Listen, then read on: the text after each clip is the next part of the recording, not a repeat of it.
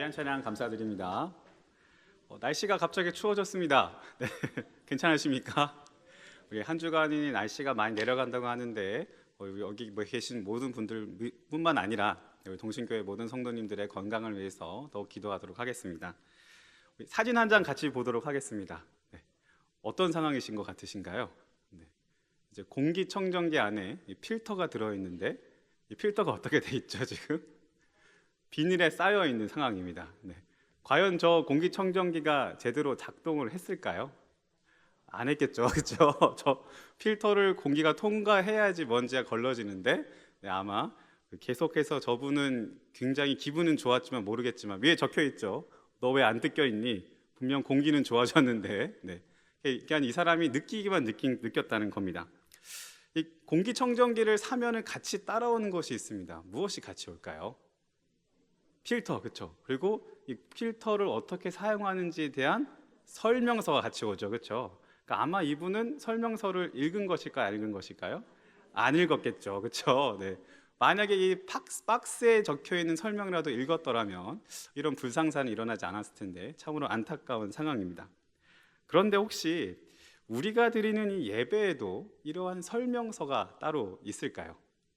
그래서 만약 우리가 이 예배 가운데 은혜를 누리지 못하고 있다면, 예배가 주는 능력을 온전히 체험하고 있지 못한다면 우리가 이 올바른 방법으로 예배를 드리고 있지 못하는 것은 아닐까요?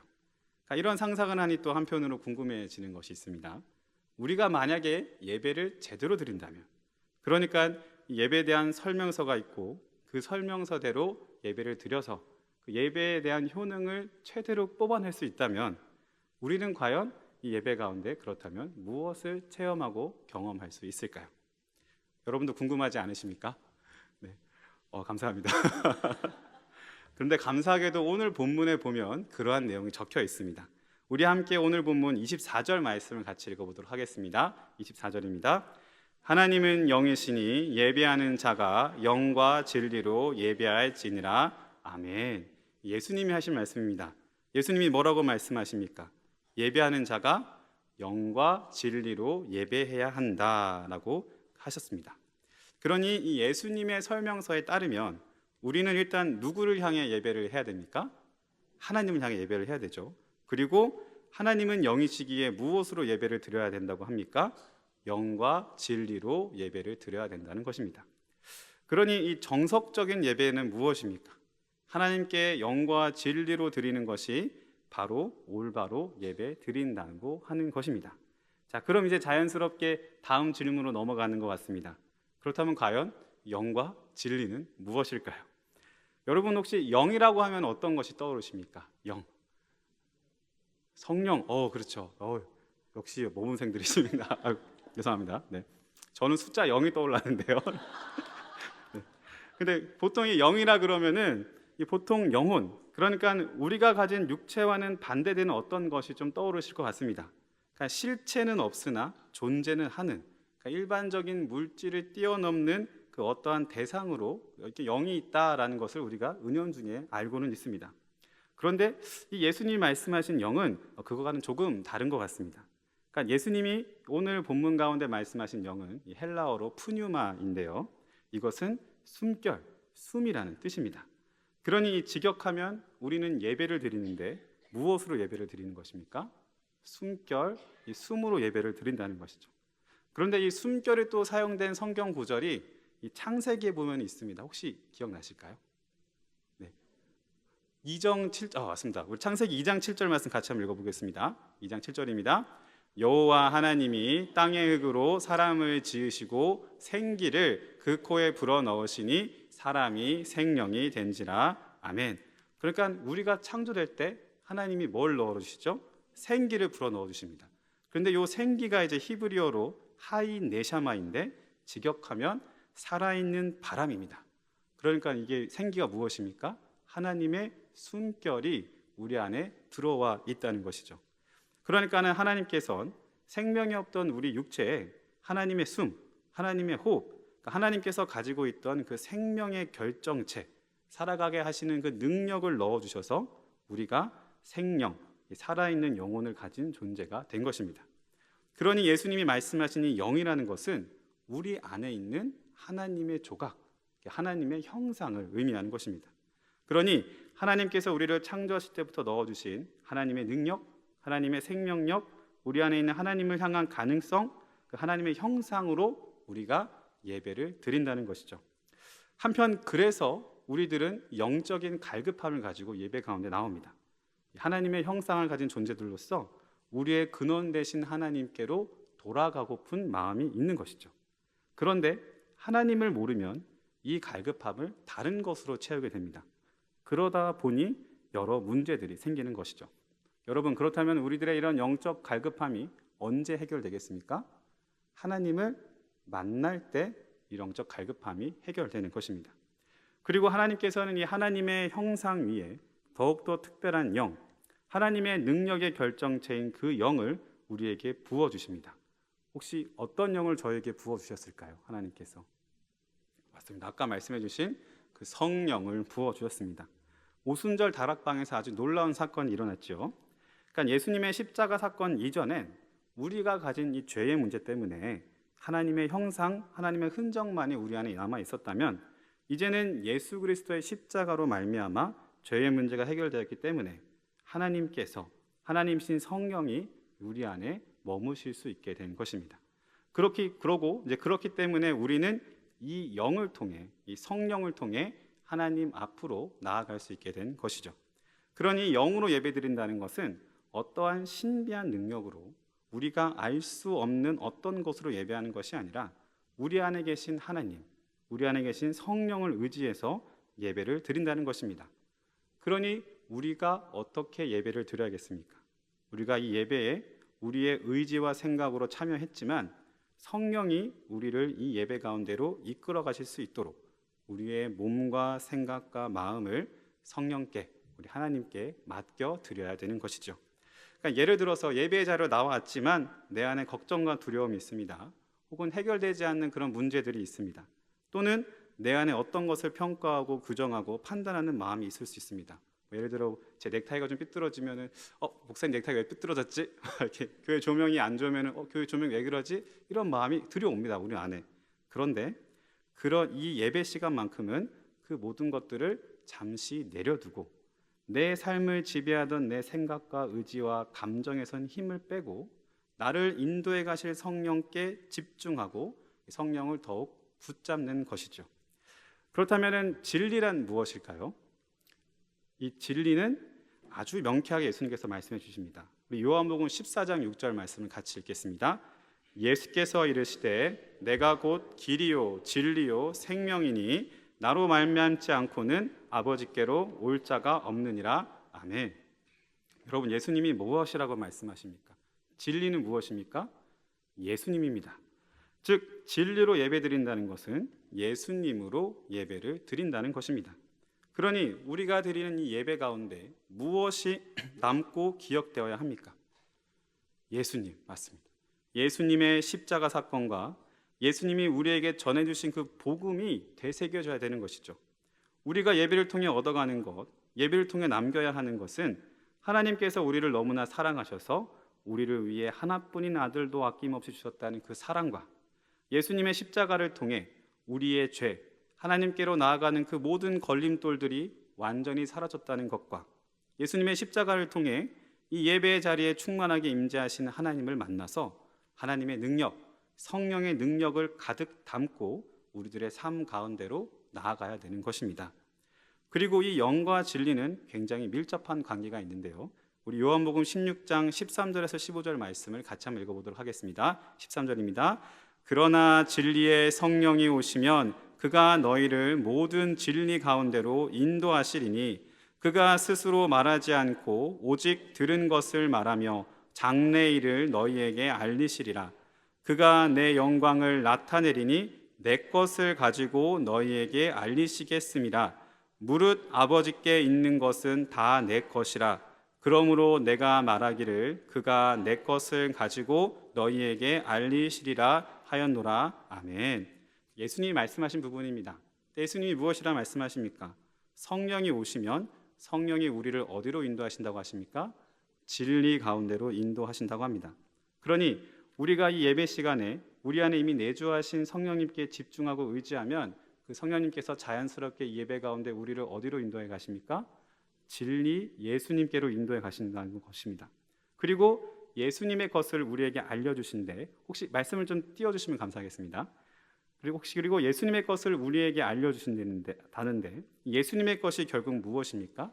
이 15절 말씀에 보면 무릇 아버지께 있는 것은 다 내 것이라고 예수님이 말씀하십니다. 그러니 우리가 이 예배 가운데 성령님을 의지하여 예수님을 향해 나아가게 되면 결국 누구를 알게 되고 누구를 만나게 된다는 것입니까? 하나님 아버지를 알게 되고 만나게 된다는 것입니다. 그리고 이러한 하나님의 만남을 통해, 하나님을 깨닫는 것을 통해 우리 안에 영적 갈증이 해소가 되는 것입니다. 그래서 우리 안에 세상을 살아갈 힘, 이 생명력이 채워지는 것이죠.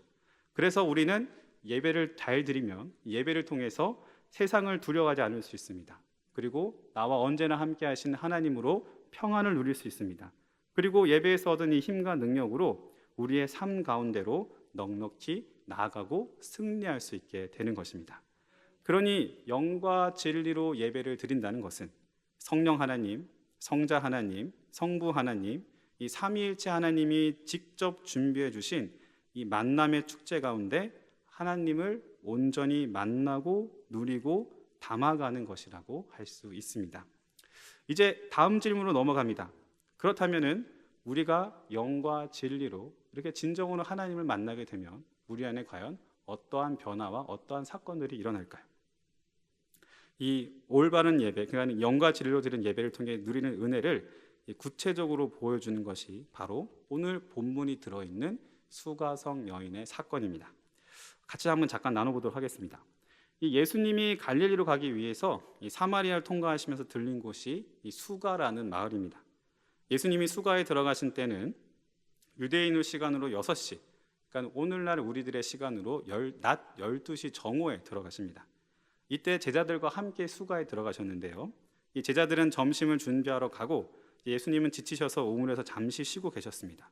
그런데 이때 한 여인이 이제 물을 기르러 오는 것이죠. 여러분 한번 상상해 보시겠습니까? 한여름입니다. 꼭대기에 태양이 떠 있는 그 정오입니다. 가장 더울 때죠. 그런데 그때 우물에서 두레박으로 물을 퍼서 항아리를 채우고 그 무거운 항아리를 가지고 돌아온다? 뭔가 좀 이상하지 않으십니까? 보통 어떨 때 물을 떠야겠습니까? 시원할 때, 그러니까 막 해가 막 뜰 때나 아니면 해가 뉘엿뉘엿 지어갈 때 물을 떠야 되는데 이 여인은 그렇지 않다는 거죠. 그러니까 우리는 이를 통해서 이 여인이 어떠한 사연을 가지고 있구나라는 것을 생각해 볼 수 있습니다. 아니나 다를까 이 여인은 남편이 5명이나 있던 사람입니다. 그리고 지금 또 새로운 남자를 만나서 살고 있다고 합니다. 그러니 이 여인의 삶이 얼마나 박복했겠습니까? 이 정도 되면 이제 다른 마을로 가서 살만도 한데 그럴 형편도 못 되었던 것 같습니다. 그래도 물 없이는 살 수 없으니까 한낮에 아무도 물을 뜨러 오지 않을 때 이 물을 뜨러 나온 것이죠. 자, 그런데 이 우물에 처음 보는 남자가 딱 이렇게 있는 겁니다. 평소에는 아무도 없어야 정상인데요. 딱 보니 유대인입니다. 당시 사마리아 사람이랑 유대인은 서로 적대적인 관계였습니다. 유대인이다가 남자입니다. 그리고 처음 본 사람이죠. 그런데 그 사람이 대뜸 자기한테 물을 달라고 얘기하는 겁니다. 이 사람은 손이 달려 있습니다. 그래서 자기가 떠먹으면 될 텐데 그래도 이 사람이 갑자기 나한테 물을 달라고 하는 거죠. 여러분이라면 어떻게 하시겠습니까? 물을 주시겠습니까? 안 주시겠습니까? 예, 맞습니다. 신기하게도 이 여인이 물을 줍니다. 네. 그런데 신기합니다. 그런데 이 여인이 이 남자한테 이 마음이 가는 것입니다. 그러니까 이성적으로 끌리는 것이 아니라 이 사람이 내 마음을 꿰뚫어 보고 있구나라는 그런 느낌이 드는 것이죠. 우리 한번 여인의 대화를 읽어봤으면 좋겠습니다. 제가 새번역 성경으로 번역을 가져왔는데요. 말씀 한번 띄워주시겠습니까? 예. 우리 성도님들께서 노란색 부분을 읽어주시면 감사하겠습니다. 제가 하얀색을 읽겠습니다. 한 사마리아 여자가 물을 기르러 나왔다. 예수께서 그 여자에게 마실 물을 좀 달라고 말씀하셨다. 사마리아 여자가 예수께 말하였다.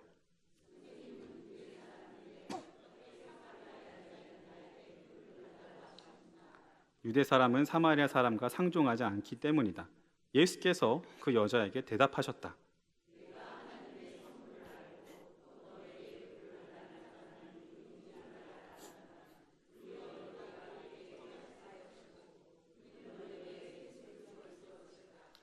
여자가 말하였다.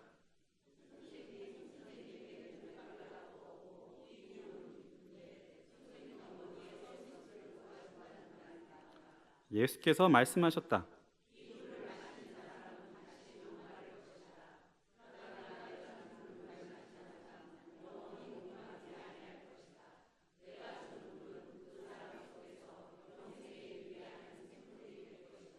그 여자가 말하였다.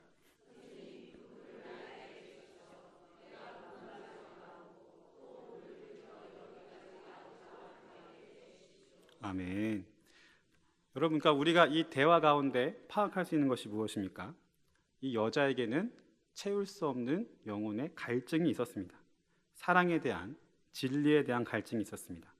그래서 그녀는 완전히 의지할 수 있는 완벽한 사랑과 변함없는 삶의 방향이 되어줄 진리를 찾고 싶어 했습니다. 그래서 이 여자가 생각한 것이 무엇입니까?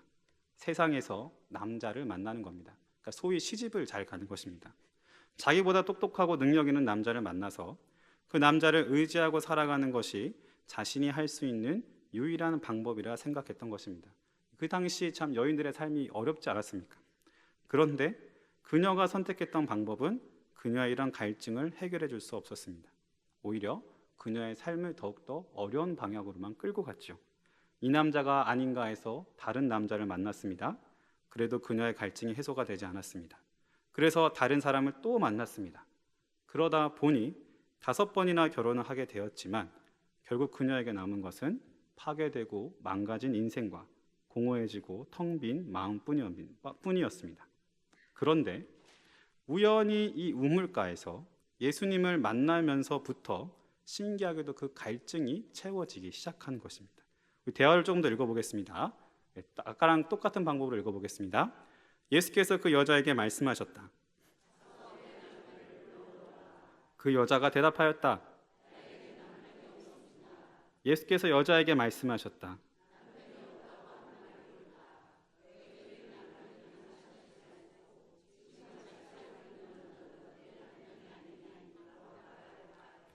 여자가 말하였다.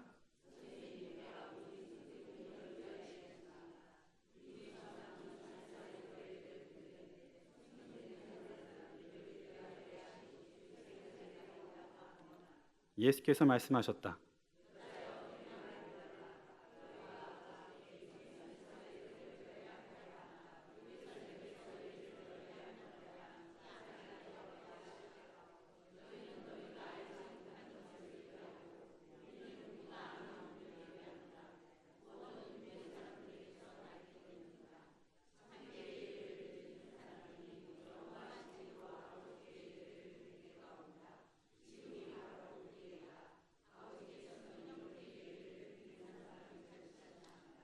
하나님은 영이시다. 그러므로 하나님께 예배를 드리는 사람은 영과 진리로 예배를 드려야 한다. 아멘.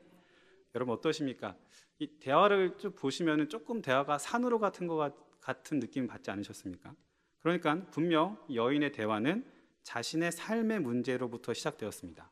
남편이 5명 있고 삶이 어려운 문제에 대해서 이야기하고 있었는데 갑자기 이 여인이 무엇에 대한 것을 묻습니까? 예배에 대한 것을 이 예수님께 묻습니다. 정리해보면 이렇습니다.